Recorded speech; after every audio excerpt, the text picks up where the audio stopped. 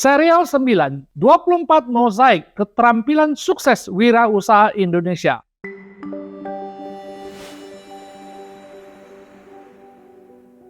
Bagian 6, Keterampilan Dasar Pengembangan SDM.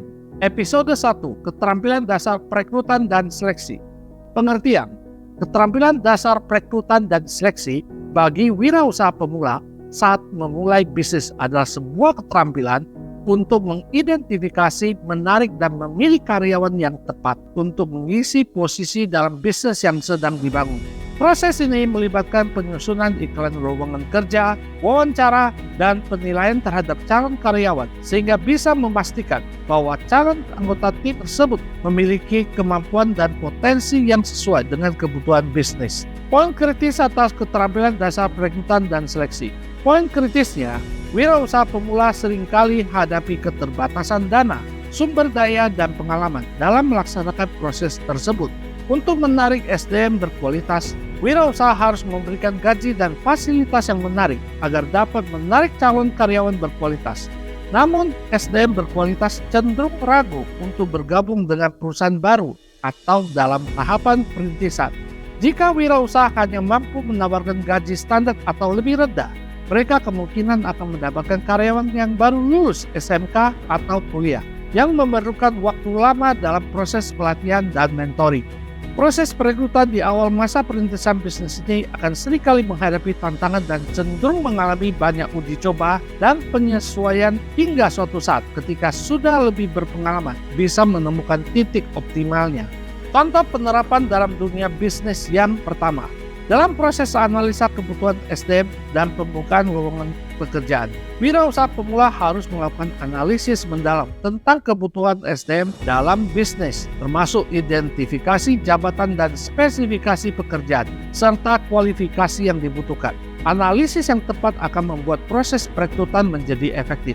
Setelah itu baru buka lowongan kerja secara luas melalui media sosial, portal, lowongan kerja online, atau diinfo ke berbagai komunitas profesional agar dapat memperluas jangkauan dan meningkatkan kemungkinan menemukan calon karyawan yang sesuai. Contoh penerapan dalam dunia bisnis kedua. Dalam tahapan setelah membuka lowongan pekerjaan, akan ada calon karyawan yang mengajukan lamaran. Ini perlu disaring berdasarkan kualifikasi awal dan pengalaman. Proses seleksi awal dapat dilakukan dengan memeriksa CV, aplikasi, atau tes awal sesuai kebutuhan. Setelah itu, calon karyawan yang lolos akan diwawancara agar bisa lebih memahami kepribadian, keterampilan, dan pengalamannya serta kompetensinya sehingga dapat mengukur apakah calon karyawan sesuai dengan kebutuhan perusahaan. Contoh penerapan dalam dunia bisnis ketiga. Dalam tahapan akhir wawancara, sebelum wirausaha pemula mengambil keputusan untuk merekrut calon karyawan yang paling sesuai, maka perlu proses negosiasi gaji dan fasilitas untuk mencapai kesepakatan yang saling menguntungkan. Jika belum sepakat dan akhirnya gagal, maka perlu dicarikan lagi calon karyawan lainnya. Setelah calon karyawan menerima penawaran kerja, proses orientasi dimulai. Ini termasuk memperkenalkan calon karyawan dengan lingkungan kerja, budaya perusahaan, dan rekan kerja mereka.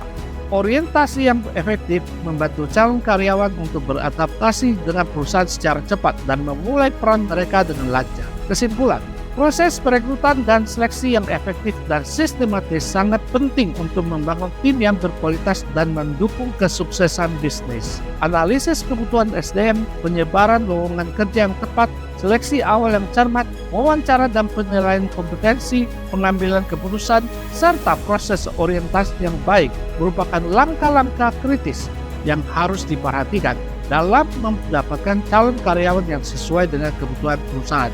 Dengan menguasai keterampilan dasar ini, wirausaha pemula dapat menemukan calon tim yang berkompeten, berdedikasi, dan bisa berkontribusi. Langkah selanjutnya adalah pelatihan dan mentoring. Nah, Anda mendapatkan manfaat dari apa yang saya sampaikan? Mantap! Silakan like dan follow IG saya. Masih banyak materi yang bagus akan saya bahas di episode berikutnya, maupun yang telah dibahas di episode-episode sebelumnya.